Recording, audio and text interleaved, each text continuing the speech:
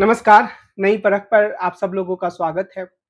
आंध्र प्रदेश के मुख्यमंत्री चंद्रबाबू नायडू ने आज एक अजीबोगरीब घोषणा की। उन्होंने यह कहा कि उनके राज्य में जो कपल तीसरा बच्चा पैदा करेगा, उसे सरकार की तरफ से 30,000 रुपए का इनाम दिया जाएगा और जो कपल चौथा बच्चा पैदा करेगा, उसे 40,000 रुपए दिया जाएगा। यानी कि सीधे तौर पर उन्होंने यह कहा कि राज्य की जनसंख्या की दर कम हो रही है, यह अत्यंत चिंता का विषय है और इस चिंता के विषय का समाधान यही है कि लोग ज़्यादा से ज़्यादा बच्चे पैदा करें और जो कपल ज़्यादा पैदा करेंगे बच्चों को, उनको राज्य सरकार इनाम देगी। अब यह फैसला अजीबोगरीब क्यों है? यह फैसला अजीबोगरीब इसलिए है क्योंकि देश में जो जनसंख्या बढ़ने की गति है, वह काफ़ी ज़्यादा है। हमारे देश में जनगणना नहीं हुई है आधिकारिक रूप से 2011 के बाद, लेकिन जिस तरीके से जनसंख्या के आंकड़े प्रस्तुत किए जाते हैं, उसके आधार पर अब यह मान लिया गया है कि जनसंख्या के आधार पर हम दुनिया के सबसे बड़े देश बन चुके हैं। और इस स्थिति में अगर हमारे देश में चुने हुए मुख्यमंत्री यह घोषणा करते हैं कि तीसरा और चौथा बच्चा पैदा करने के लिए वे ज़्यादा से ज़्यादा प्रोत्साहन राशि पति-पत्नी को देंगे या एक परिवार को देंगे, तो यह अपने आप में चिंता का विषय है। दरअसल यह नरेंद्र मोदी की सरकार और उनके सहयोगियों के बीच विद्रूप फैसला लेने की होड़ को दिखाता है। जनसंख्या को लेकर एक तरह का मिथ गढ़ने का काम हमेशा से ही भारतीय जनता पार्टी और आरएसएस के द्वारा किया गया है। हमेशा से ही यह बताने की कोशिश की गई है कि मुस्लिमों की जनसंख्या इतनी तेज गति से बढ़ रही है कि वे आने वाले 50, 60, 70 सालों में इस देश में बहुसंख्यक बन जाएंगे। हालांकि जनसंख्याविदों के अनुसार, जनसंख्या के मामलों के विशेषज्ञों के अनुसार इस तरह की बात बिल्कुल ही आधारहीन है और यह हो सकता है कि थोड़ी तीव्र गति से, हल्की सी तीव्र गति से मुस्लिमों की जनसंख्या हिंदुओं की तुलना में ज़्यादा बढ़ रही हो, लेकिन यह नहीं कहा जा सकता है कि कभी भी भविष्य में ऐसी स्थिति आएगी कि मुस्लिमों की संख्या इतनी ज़्यादा हो जाएगी कि वो हिंदुओं को अल्पसंख्यक बना देंगे। लेकिन भय की राजनीति का जो आधार है, वही भारतीय जनता पार्टी और आरएसएस के लिए सबसे मुफीद आधार है और इसी आधार पर वो अपनी राजनीति करते आए हैं। आप याद कीजिए कि भारतीय जनता पार्टी के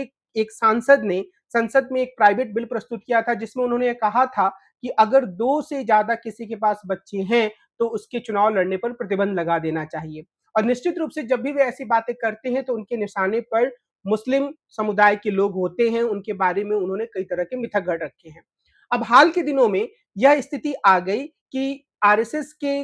कई सारे लोगों ने यह कहना शुरू कर दिया कि लोगों को कम से कम 3 बच्चों को पैदा करना चाहिए। मोहन भागवत ने भी इस संबंध में बयान दिया। आरएसएस के का समर्थन करने वाले कुछ तथाकथित धर्मगुरुओं ने यह कहना शुरू कर दिया कि लोगों को 4 बच्चे पैदा करने चाहिए और उनमें से 1 बच्चा आरएसएस को दे देना चाहिए। तो इस तरह की जो बातें बार-बार कही जाती रहीं, उसके माध्यम से यह दिखाया गया कि हिंदुओं को ज़्यादा से ज़्यादा बच्चा पैदा करना चाहिए। अब आप इस बात की कल्पना कीजिए कि अगर जो घोषणा आंध्र प्रदेश के मुख्यमंत्री ने की है, वही घोषणा हर राज्य का मुख्यमंत्री करने लगे, तो फिर हमारे देश में जो एक जनसंख्या विस्फोट की स्थिति बनी हुई है, वो और कितना विकराल रूप धारण कर लेगी। आप इस बात का अंदाजा लगाइए कि आज हमारे देश में 80 करोड़ से ज़्यादा लोगों को सरकार के द्वारा मुफ्त अनाज मुहैया कराया जाता है। इसका सीधा-सा मतलब यह है कि उन लोगों के पास अपनी जीविका के लिए पर्याप्त संसाधन नहीं है। आप इस बात पर भी गौर कीजिए कि हमारे देश में इतने अच्छे स्कूल नहीं हैं, जिसमें बच्चों को स्कूल भेजा जा सके। युवा बेरोज़गारी से ग्रस्त हैं, पूरी तरीके से पस्त हैं, जो कुछ कुछ सरकारी सीटें हैं, जहाँ प्रतियोगी परीक्षाएँ होती हैं, वो कभी भी पूरी नहीं हो पाती हैं। तो जो लोग इस दुनिया में यानी हमारे देश में हैं, वे बुनियादी संसाधनों के लिए संघर्ष कर रहे हैं। ऐसी स्थिति में अगर नेतागण अपने किसी खास तरीके की फितूर के कारण यह कहते हैं कि लोगों को जनसंख्या ज़्यादा से ज़्यादा बढ़ाना चाहिए, तो यह दरअसल एक तरीके का मैं कहूँगा राष्ट्र विरोधी कृत्य ही है और यह अवैज्ञानिक कृत्य भी है। लेकिन कुछ ऐसी चीज़ें हैं जो आरएसएस और भाजपा की राजनीति की बुनियाद में हैं और इसी चीज़ को ग्रहण किया है दक्षिण भारत के कुछ राज्यों ने, विशेष रूप से जैसे मैंने उदाहरण दिया आंध्र प्रदेश ने। चंद्रबाबू नायडू और उनके जैसे कुछ अन्य नेताओं को यह लगता है और उनकी चिंता कुछ हद तक वाजिब भी लगती है कि आने वाले समय में जब संसद की सीटों को बढ़ाया जाएगा, तो दक्षिण भारत को नुकसान हो सकता है और उनको नुकसान इसलिए हो सकता है क्योंकि वहाँ की जनसंख्या की वृद्धि उत्तर भारत की तुलना में कम हुई है। और उनको उन्हें यह भी लगता है और बार-बार कई सारे नेतागण इस बात की शिकायत भी करते आ रहे हैं कि दक्षिण के राज्य आर्थिक स्तर पर बहुत अच्छा प्रदर्शन करते हैं और उसका फ़ायदा ज़्यादा जनसंख्या वाले और गरीबी का सामना कर रहे उत्तर प्रदेश और बिहार जैसे राज्य के लोगों को मिल जाता है। तो अब उन्हें यह लगता है कि हमें ज़्यादा से ज़्यादा जनसंख्या बढ़ाकर भारत के भीतर अपनी उपस्थिति को मजबूत करना चाहिए। यह वही तर्क है जिस तर्क का इस्तेमाल आरएसएस हिंदुओं को ज़्यादा से ज़्यादा जनसंख्या को बढ़ाने के लिए प्रेरित करने के लिए कर रहा है। तो कुल मिलाकर यह तर्क इसलिए खोखला है क्योंकि अगर लोगों की जनसंख्या ज़्यादा होगी तो सरकार को सिर्फ 30,000 रुपए या 40,000 रुपए की गारंटी नहीं लेनी चाहिए, बल्कि उसे यह सुनिश्चित करना चाहिए कि वह उन सभी बच्चों को अच्छी शिक्षा उपलब्ध कराएगी। सिर्फ यह नहीं कि किसी प्रकार के सरकारी स्कूल खोल दिए, एक क्लास में 400 बच्चे पढ़ रहे हैं, उनका नामांकन हो गया है। अगर सरकार इस बात की गारंटी ले सकती है कि बच्चों को अच्छी स्कूली शिक्षा मिलेगी, बच्चों को अच्छा कॉलेज का शिक्षा मिलेगा, बच्चों को पर्याप्त नौकरी मिलेगी, उनकी ज़िंदगी अच्छी होगी, तो वह निश्चित रूप से एक कपल को यह कह सकता है कि वो 2 बच्चे, 3 बच्चे, 4 बच्चे, 5 बच्चे, जितनी उनकी मर्ज़ी है वो पैदा करे और इस बारे में वो प्रोत्साहन राशि भी दे सकता है। लेकिन हकीकत यह है कि हमारे देश की सरकारें इस बारे में किसी प्रकार की कोई जवाबदेही नहीं लेती हैं। अगर 30,000 रुपए से किसी कपल को एक बच्चे को 1 साल के पालन की भी सुविधा मिल जाए, तो कहा जाएगा कि सरकार ने बहुत बड़ा काम कर दिया, लेकिन ऐसी कोई सुविधा नहीं मिलने वाली है। तो मैं यह कहना चाह रहा हूँ कि यह जो चंद्रबाबू नायडू ने घोषणा की है, उसके पीछे एक भय का मानस काम कर रहा है। और मैं यह भी कहूँगा कि इस भय के मानस का निर्माण करने में भारतीय जनता पार्टी की जो केंद्र की सरकार है, उसकी अत्यंत महत्वपूर्ण भूमिका रही है। आप याद कीजिए कि जब महिला आरक्षण विधेयक के लिए संसद का सत्र 2 दिनों का बुलाया गया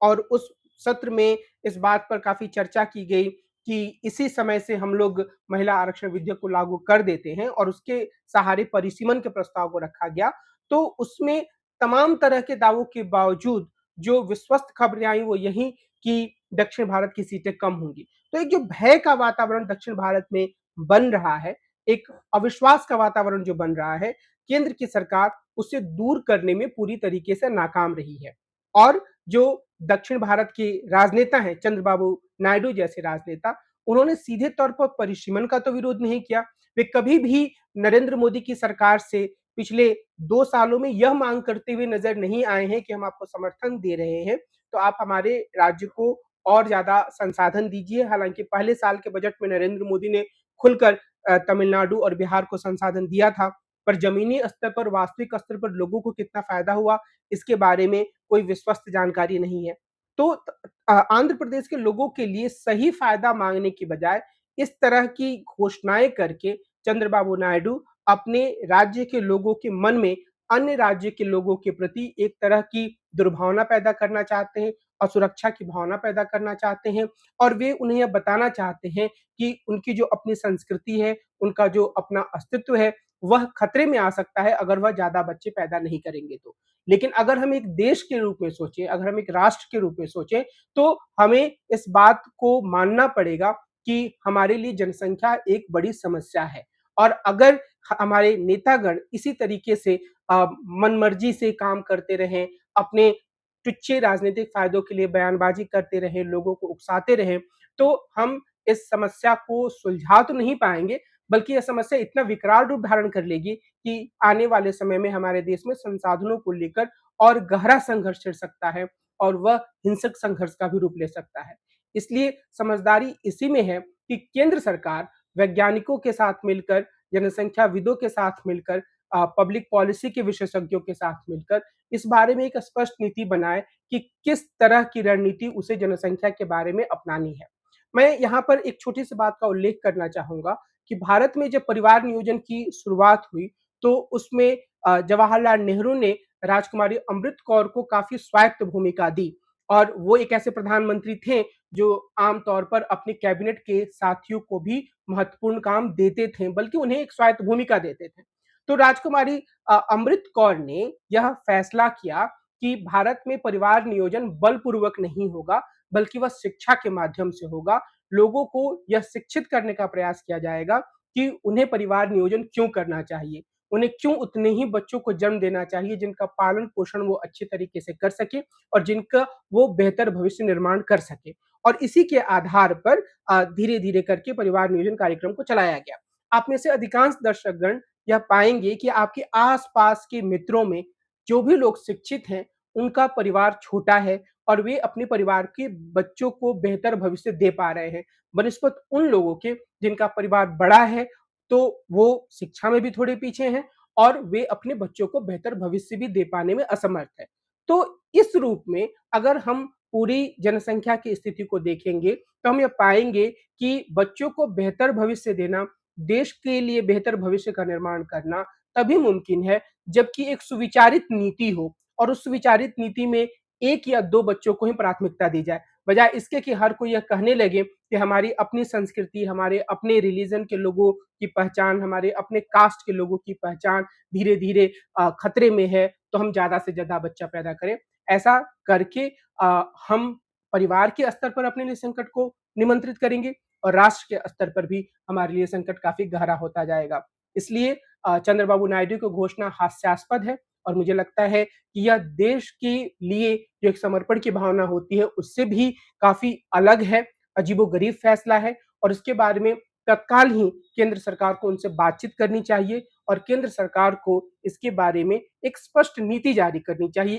एक स्पष्ट दिशा निर्देश जारी करना चाहिए कि आखिर वह किस तरह की नीति को मानती है। और उसके बाद चाहे मोहन भागवत जी हों या फिर और कोई व्यक्ति हो, अगर वह जनसंख्या को लेकर सरकार की नीति से अलग कोई बयान देता है, तो उसे बहुत तवज्जो नहीं दिया जाना चाहिए। तो कुल मिलाकर